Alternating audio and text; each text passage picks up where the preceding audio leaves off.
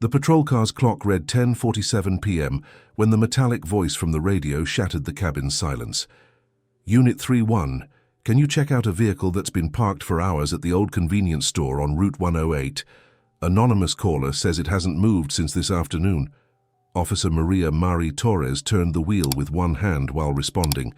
Copy that, dispatch. On my way. It was a quiet night, thick with desert air. The lights of Phoenix were far behind, dimmed by the haze that rolled down from the mountains like a shroud. Route 108 was a black ribbon snaking between dusty hills, flanked by dead streetlights and wind-twisted mesquite trees.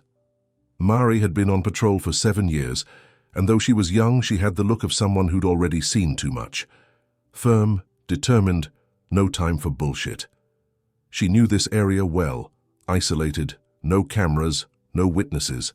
Perfect for whatever nobody wants seen. The convenience store stood exactly as she remembered it, a dilapidated structure with a broken neon sign that still said "Open," though it hadn't worked in over 5 years.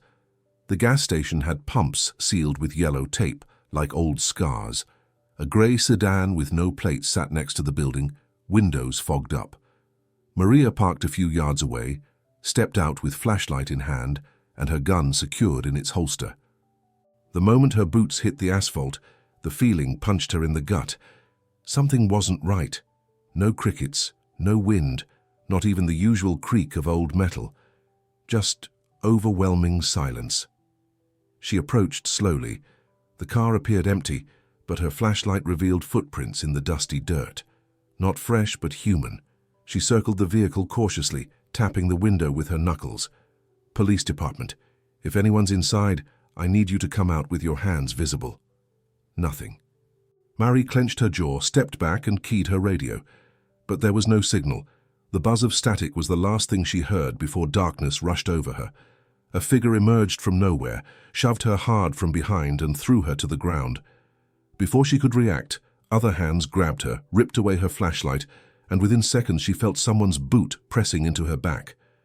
She tried to scream, but a rag covered her mouth. She struggled, managed to free one leg and kicked the closest guy. She heard a grunt, a thud, but it wasn't enough. There were too many. Easy there, little officer. We don't want to kill you. Not yet. The voice was unmistakable, deep, mocking, soaked in resentment.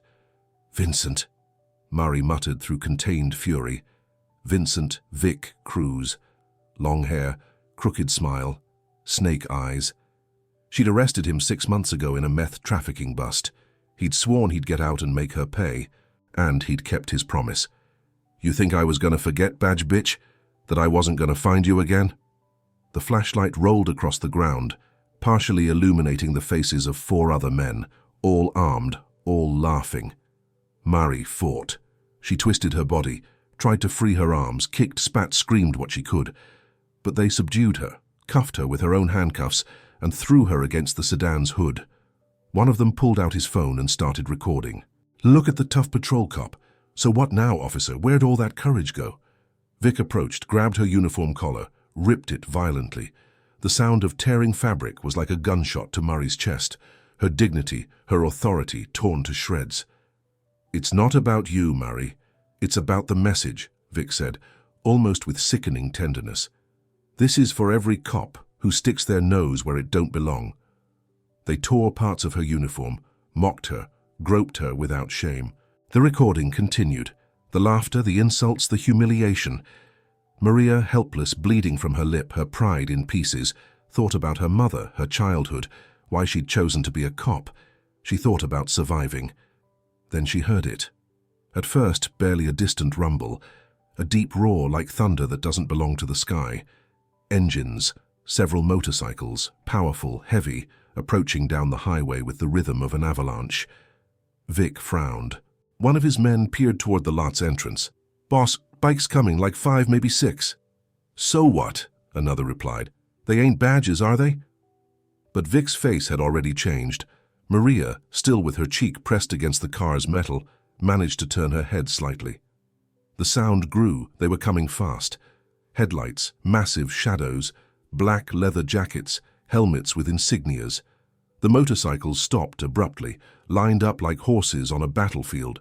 5 men dismounted. None spoke. They just watched. Mary couldn't believe it. They weren't cops, they weren't civilians, they were something else. One of them, the one in the center, walked toward the group. Tall, graying hair, scruffy beard, hard stare. Vic raised his gun. "Stay out of this ain't your business." The man didn't respond. He kept walking until he stood less than 10 feet away. He looked at Maria, half naked, bleeding on the hood. Then he looked at Vic with contempt. "Put that down," he said in a gravelly voice. "You don't know who I am," Vic shouted, pointing the gun at his chest. "You don't know who you just messed with either." Behind him, the other bikers spread out calmly, one pulling out a chain, another just adjusting his gloves. No rush, but with a presence that spoke for itself. Maria, still trembling, felt for the first time a spark of hope ignite through the fear. Something was about to change, something even Vic wasn't prepared to face. And the rules from that moment on would never be the same. The motorcycle lights cut through the darkness like glowing blades. The roar of the engines wasn't just sound, it was a declaration, power, presence, warning. 5 custom bikes, black, heavy, marked with the emblem of a winged skull over a blood-red background. The road angels. Old acquaintances on the highways of southern Arizona. They weren't criminals, but they weren't saints either. Men with their own codes, who answered first to their loyalty and then to the rest of the world. Vincent took 2 steps back. He lowered his gun slightly without realizing it. His companions glanced at each other, uncomfortable. None recognized the newcomers, but all felt the same thing. The air had gotten heavier. The first to dismount was Raphael Rafe Callahan. Slow steps, steady, no urgency. He didn't have to run, didn't have to prove anything. He was a big man, with a face weathered by sun and years, beard flecked with gray, eyes sharp as broken glass. The others followed him, forming a silent line. They didn't speak, didn't make a show. They were just there, as if time had carried them to exactly that point, in that moment for that purpose. Rafe walked straight toward Maria without looking at anyone else. His boots echoed on the asphalt with each step. His eyes swept the scene. The officer, thrown down, half-naked, beaten, cuffed with her own tools. Her breathing was ragged, but her gaze, though broken, didn't ask for pity. In that instant, something inside Rafe shattered. He didn't see a stranger. He saw his daughter, Gabriella, 17 years old, eyes just as dark, just as stubborn. The one he hadn't seen in over a decade, after his ex-wife took her away because she couldn't handle Rafe's lifestyle. She too had been a victim, not of something like this, but of his abandonment, of his silence. Vincent noticed the direction of Rafe's gaze. He tried to regain control of the scene. "Who the hell are you? This has nothing to do with you, so you better turn around before—" Rafe raised one hand, a gentle gesture, silent. And with that, he silenced everyone. Vincent felt cold sweat run down his neck. Something wasn't right. The guy was looking at him with almost supernatural intensity, as if he knew him, as if he knew more than he should. One of the bikers, a huge guy with neck tattoos and a chain on his belt, stepped forward slightly. Just one step. Nobody else moved. They didn't need to. Rafe finally spoke, his voice raspy. "Let her go." The tone wasn't an order. It was a sentence. Vincent forced a laugh. "You crazy or what? This bitch put us in lockup. This is personal." Rafe took another step. Now he stood just 3 feet from him. He didn't raise his voice, didn't show weapons, didn't threaten, but his presence burned like acid. "Then it's gonna hurt you more." Maria could barely move, but her mind was starting to focus. She watched this man with narrowed eyes. She didn't know him, didn't know what he wanted. But there was something about him that didn't fit the violence of the scene. No lust, no sick pleasure, just cold rage and control. Vic raised the gun again, but his hands were shaking. "Don't think you're gonna intimidate me, old man. This ain't about you." Rafe looked him in the eyes. "It is now." One of the bikers struck the ground with his boot. Another cracked his knuckles. Vincent breathed deep, swallowing hard. For the first time since they arrived, he seemed to understand the real danger. It wasn't just the numbers. It was the silence, the lack of fear, That energy you feel when someone's already been to hell and came back with a broken smile. One of Vic's men muttered, "Boss, let's just go. These assholes ain't worth it." "Shut up," Vic yelled, but he didn't sound so sure anymore. Rafe ignored him. He crouched next to Maria, pulled a small knife from his boot, and carefully cut through the cuffs. She immediately pulled back, covering her body with what remained of her uniform. "We didn't come for you," Rafe told her, without looking directly at her. "But we couldn't just drive by." Maria said nothing, just nodded once, head down. Vic took another step, nervous. He tried to reclaim his authority. "What? You gonna just take her like nothing happened? You think this is gonna be forgotten?" Rafe turned slowly toward him. "It won't be forgotten. Trust me." And there, in front of everyone, Rafe Callahan looked at him with a calm so violent, so pure, that Vincent lowered his eyes without realizing it, like a dog being shown who's boss. One of the bikers picked up the phone one of the attackers had left on the ground. He checked it, saw it was recording, and crushed it under his boot. "That ain't gonna see the light of day," he said quietly. Rafe helped Maria to her feet. She stumbled but stayed upright. Vincent tried to speak again, but one of his own men put a hand on his shoulder. "Come on, Vic. It's over." One by one, the attackers began backing away, leaving their leader behind. Only then did Rafe approach him and whispered something no one else heard. Vincent went pale. He turned and disappeared into the darkness. Maria, wearing one of the bikers' jackets over her shoulders, leaned against the patrol car for a second. She was still shaking, still hurting, but something inside her was breathing again.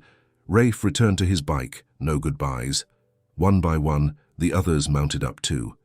The motorcycles roared to life with a deep rumble and vanished down the same highway they'd come from, without asking for anything, without saying more, and without looking back.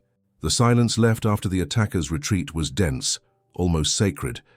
Darkness embraced the desert again, but something had changed. It was no longer a place of death, but of redemption. Rafe hadn't moved. Still with his gaze fixed on the space Vincent had occupied, his body showed no tension, but his eyes burned. One of his men, the youngest, approached from behind. "So what, Rafe? We just letting him go like that?" Rafe breathed deep. He looked at the sky for a moment, as if searching for an answer in the vastness. Then he lowered his gaze and walked slowly toward Maria. She was still standing, wobbling, covered with one of the biker's jackets. Her face beaten, her pride in ruins, but her eyes. Those eyes still defiant. He knelt with difficulty, as if the weight of the past was falling on him. Without saying a word, he took her hands carefully, like someone touching something broken they don't yet know if it can be repaired. "You're not going to carry this alone," he said quietly. Maria looked at him, incredulous. Not from distrust, but because she didn't know anyone still existed who spoke like that. Nobody had told her that. Not her boss, not her colleagues, not her father when she was a kid. Only Rafe, a stranger with sad eyes and a past tattooed on his skin. Then, from the distance, they heard the grey car's engine start. Vincent had returned, alone, wounded in his ego, but still with rage between his teeth. Rafe slowly stood up, turned on his heels, and stepped forward, leaving Maria sheltered among his companions. Vincent got out of the car with the gun in hand, pointing at the group without precision. "You think you can come here and tell me what to do? This ain't over." One of the bikers raised his arm, but Rafe stopped him with a simple gesture. He walked straight toward him, unhurried. His boots kicked up dust with each step. "You know what pisses me off most about guys like you, Vincent," he said now with clear voice projected. "You think you own fear, but you've never lived real terror." Vincent aimed at his chest. "Not another step." Rafe didn't stop. "I have been there. Watched my brother die for getting in the wrong way, left my daughter to protect her from me, and trust me, as that weighs more than any gun." Vincent trembled. His fingers on the trigger were sweating. "I'll kill you, motherfucker." Rafe smiled sideways. "Try it." And in that instant, a sharp sound interrupted the air. A biker, from the blind angle, threw a chain that wrapped around Vincent's armed hand. Another jumped from behind, and twisted his body with a clean lock, precise. The gun flew through the air and fell among the gravel. Vincent ended up on his knees, panting, face against the ground. "You could have stopped this," Rafe whispered in his ear, leaning down. "But you don't know when to quit. That's why you always lose." Nobody hit him. Nobody humiliated him. They just left him there, breathing dust with his pride more broken than ever. His former accomplices, watching from a distance, decided not to come back for him. Rafe approached Maria again. She'd already caught her breath. She was standing, though her body still hurt. "You ready to go?" he asked. She nodded, tried to speak, but her voice wouldn't come out. Instead, she held out the jacket he'd offered. But Rafe shook his head. "Keep it. Looks better on you." The group began to leave. One by one, they mounted their motorcycles. No speeches, no warnings. Just engines starting and lights disappearing toward the horizon. Rafe was the last to leave. Before getting on his Harley, he looked back. Maria was standing alone, watching them disappear. She raised one hand, barely. He did the same. Then, without more, he started the engine and vanished into the night. She stayed there a moment, breathing, feeling the weight of what she'd lived through. And for the first time in many hours, she cried. But not from humiliation, not from rage. She cried because she hadn't given up. The shower water fell hard, hitting her skin as if trying to erase everything. But it couldn't. Pain doesn't wash away with soap, nor memories with hot water. Maria looked at herself in the fogged mirror. She barely recognized herself. She had a split lip, a bruise on her cheek, marks on her arms and scratches on her back. The physical part hurt, but it was the least important. What was truly fucked up was inside. She sat on the edge of the bed with a towel wrapped around her body. She breathed deep. Her hands trembled, not from fear, from contained rage, from powerlessness, from need for justice. The recording Vincent's men made never circulated. The tattooed biker had destroyed it without hesitation. But in her mind, every second was still alive. The sound of fabric tearing, the laughter, Vic's stare, that feeling of being completely alone. Until she wasn't anymore. Rafe. That name kept spinning in her head. A man who didn't know her, who owed her nothing, who came from nowhere and left the same way, but who changed everything. She stood up, walked to her desk and turned on the computer. She opened the department's report system. The cursor blinked on the blank screen. She had two options. Do what many expected. Stay quiet, minimize, hide, or write everything, every detail, every name, every abuse. And she did. With each word she typed, Maria felt her chest tighten, but also something more. A strength returning. It wasn't pride, it was conviction. She wouldn't let that night become just another rumor. She wouldn't allow others to stay silent. When she finished the report, it was already dawn. She signed it, sent it, closed the laptop. She stayed in silence, at peace. The next day, she investigated on her own. Not from morbid curiosity, but from gratitude. She wanted to know who that man was who'd saved her without asking anything in return. Raphael Callahan, founder of the Road Angels, ex-military. A record full of fights, redemptions, and long roads. He'd lost his daughter over a decade ago. Nobody knew if she was alive or not, only that he kept riding as if searching for her in every mile. Days later, she went back on patrol. Didn't ask for time off. Didn't want to stay home with the demons. She preferred to face them with her boots on, uniform mended, and soul somewhat more whole. Exactly 1 week later, the sun was setting over the ocean at Oceanside. Maria sat on one of those lonely benches facing the cliff, the salty breeze caressing her face. She heard the roar before she saw him. A black Harley parked a few yards away. Rafe got off without a helmet, his beard grown out, his gaze calm. They said nothing at first, just looked at each other. He approached with a folded envelope. "I'm not good with words, so," he said, handing her the letter. Maria opened it. It was a handwritten page. Black ink. Firm letters. "Thank you for reminding me who I was, for not letting me pass by without meaning, for being brave when everything was lost. I wish someone had done that for my daughter. I couldn't protect her, but maybe protecting you gave me back something of her." She finished reading, eyes watering, not from sadness, but from something deeper. "Thank you for not looking away," she told him, voice firm. Rafe nodded. "Keep patrolling, Murray, but don't do it alone anymore." He turned, got on the bike and left. They didn't promise anything, didn't exchange numbers, didn't say goodbye. But they knew that if life crossed them again, they'd no longer be strangers. Days later, Maria returned to her routine. Night patrols, reports, traffic stops, calls. But something in her was different. Every time she passed a lonely highway, she no longer thought about fear. She thought about the roar of 5 motorcycles that broke the silence, about a black leather jacket over her shoulders, and about a law that's not written, but worth more than 1,000 regulations. Never leave alone someone who can't defend themselves. Even when the world is cruel, light can come from the darkest places. And sometimes those who fall in the hardest are the ones who know how to lift others up.